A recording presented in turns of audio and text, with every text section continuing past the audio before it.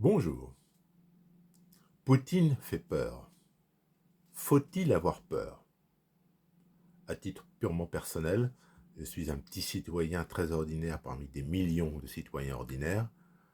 À titre personnel, je réponds oui, on peut avoir peur de Poutine. Mais la peur ne signifie pas qu'il faille faire n'importe quoi. Pourquoi faut-il avoir peur de Poutine? Parce que Poutine, incontestablement, est un dictateur. Et les dictateurs, l'histoire le montre, font très souvent usage d'un double langage. Un exemple tristement célèbre, celui d'Adolf Hitler, responsable, comme on le sait, de millions de morts au cours de la Seconde Guerre mondiale. Je viens de relire, on le trouve très facilement sur Internet, une interview qui avait été consentie par le chancelier Adolf Hitler en 1936 au journal français Paris Soir. C'est édifiant de la façon dont un dictateur peut mentir de façon éhontée sur ses intentions. Voyons voir ça. Hitler vous parle. Quel titre? C'est la une du Paris Soir du 25 janvier 1936. Le dictateur allemand, au pouvoir depuis 1933, y est interviewé par la journaliste star de l'époque, Titiana, évidemment tombée totalement dans l'oubli. Alors, cette journaliste star pose d'emblée la question à Hitler. Les intentions de l'Allemagne sont-elles pacifiques à l'égard de la France? Hitler répond rassurant. Il y a deux sens au mot pacifisme. Il n'a pas la même valeur en France que chez nous en Allemagne. Nous ne pouvons pas reconnaître un pacifisme qui signifierait un arrêt au droit de vivre.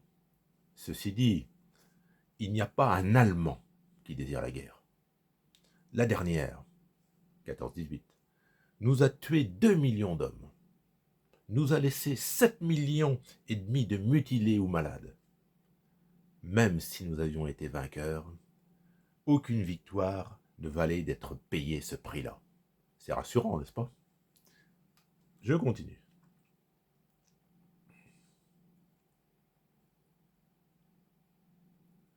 Alors, je continue. Hitler parle. C'est bien étrange que vous jugiez encore possible une agression allemande. Aujourd'hui, il n'y a plus de raison de conflit.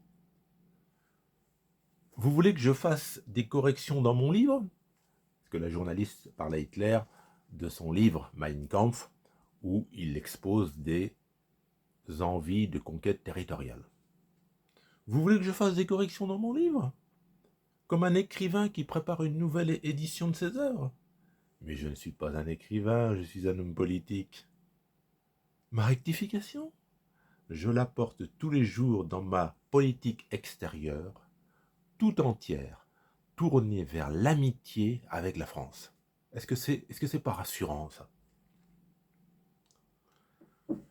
On connaît hélas la suite. On ne va pas y revenir. Est-ce que Poutine fait peur? Oui, il fait peur. Est-ce qu'il est dangereux? Oui, il est dangereux. Mon petit avis personnel de citoyen ordinaire. La dernière fois que les Russes sont venus à Paris en tant que militaires, en tant qu'occupants, c'était lors des deux chutes de Napoléon, 1814 puis 1815. Les Russes nous ont d'ailleurs laissé l'expression qu'on connaît bien, bistrot. Bon, un bistrot, on le sait bien, c'est un café. Bon, bistrot, en russe, ça veut dire vite. Donc les soldats russes qui prenaient un pot dans les cafés en 1814, bah, ils étaient pressés, hein, parce que bon, ils n'avaient pas que ça à faire quand même. Et ils disaient bistrot, bistrot, vite. Et le mot bistrot, il restait. Bon. Mais si les Russes sont venus à Paris en 1814, parce que la France, de Napoléon Ier, les avait agressés au préalable. C'est Napoléon Ier qui a commencé les hostilités en pénétrant sur les territoires russes en 1812. Ce qui ne lui a pas du tout porté bonheur.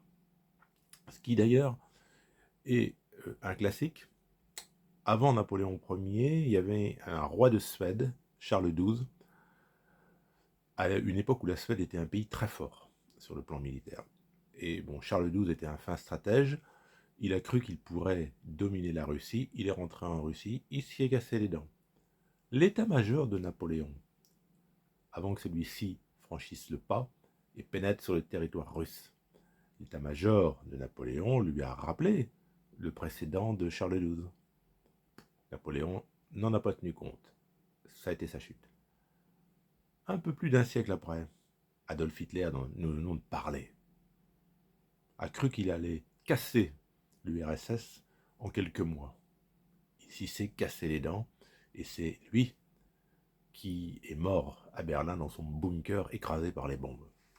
Donc personnellement, je ne pense pas que Poutine ait le projet de conquérir toute l'Europe et de venir soumettre la France. Personnellement, je n'y crois pas du tout. Par contre, il est certain que Poutine, qui ne se cache pas d'admirer Staline, est un nostalgique de la puissance de Joseph Staline en 1945. Il faut bien se rendre compte qu'en 1945, l'URSS fait partie des grands vainqueurs de la Seconde Guerre mondiale aux côtés des USA. Et donc, Staline, lors des discussions qui ont eu lieu avec les Américains et les Anglais sur le devenir de l'Europe, a dit « Celui qui occupe un pays impose son modèle économique ». Ce qui fait que pendant plusieurs décennies, des pays d'Europe centrale, Pologne, Tchécoslovaquie, Hongrie, Bulgarie, Roumanie, les pays baltes, ont été soumis de force à un régime communiste. Depuis l'effondrement de l'URSS, ces pays ont retrouvé la liberté, la démocratie. Et Poutine constate que l'OTAN, qui est le bras armé des États-Unis, se trouve à ses frontières. Donc, c'est une des raisons, il y en a d'autres, qui expliquent la guerre actuelle entre l'Ukraine et la Russie. Poutine ne supporte pas que l'OTAN, c'est-à-dire les Américains, puissent à ses proches frontières déployer des armements. Bon, je vous rappelle quand même que les États-Unis n'étaient pas du tout satisfaits lorsque l'URSS a voulu installer des fusées à Cuba, à portée des USA, c'était au tout début des années 60, il y a eu une grave crise diplomatique, les USA ne voulaient pas en entendre parler. On l'a oublié. Bon. Il est clair que Poutine voudrait recréer aux frontières de la Russie une zone tampon, c'est-à-dire des États qui soient démilitarisés. Donc il voudrait une Ukraine qui lui soit soumise, en y mettant à la tête de ce pays un président fantoche, qui serait un satellite de la Russie, comme actuellement la Biélorussie est un satellite de la Russie. Poutine peut également vouloir chercher des noises à son voisin, la Finlande. Il y a eu des conflits en 1939 entre les deux pays. La Finlande fait partie de l'OTAN. Poutine peut vouloir attaquer la Finlande. Donc je pense qu'effectivement, on peut légitimement avoir peur de Poutine. Je disais en préambule que, en tant que petit citoyen ordinaire, je considère qu'il ne faut pas faire n'importe quoi. À titre personnel, que l'on soutienne l'Ukraine en fournissant des armes. C'est une chose. Mais personnellement, je pense qu'il ne faut surtout pas y envoyer de soldats au front, en première ligne. Bon, il y a certainement déjà des instructeurs français. On livre des canons César qui demandent des connaissances technologiques très poussées. Il y a certainement des instructeurs français sur le terrain. Mais je considérerais que ce serait une erreur mettre le doigt dans un engrenage si on envoyait des troupes au sol. Bon, c'est un avis de simple citoyen, ça n'a pas grande valeur. Bon, je pense que les Français ne sont plus dans l'état d'esprit d'accepter des morts par milliers. Bon, j'ai eu la chance de connaître mon arrière-grand-père maternel, bon, un Français originaire des Vosges, qui, comme les gens de sa génération, a participé à la guerre 14-18. Plus précisément pour lui, elle s'est arrêtée sur blessure en 1917. Bon, il m'a parlé de l'hécatombe. Bon, moi je l'ai écouté gamin puis adolescent. Ça me paraissait tellement invraisemblable. J'ai lu ensuite des bouquins parce que je ne pensais pas que ça puisse être vrai. Bon, ça a été une hécatombe. Dernièrement, des soldats français sont morts en Afrique. 10, 15, 20, 30, 40 soldats français morts en Afrique. Bon, c'est bien sûr beaucoup trop. Ce sont des soldats qui sont morts. Bon, ils sont morts sous les couleurs françaises. Ils sont morts, qu'on le veuille ou non, pour nous, pour défendre notre pays. On leur doit du respect, de la reconnaissance et puis penser à leur famille. Je pense qu'aujourd'hui, la population française n'est absolument pas prête à accepter le fait que des centaines et surtout des milliers de cercueils reviennent du front ukrainien. Voilà.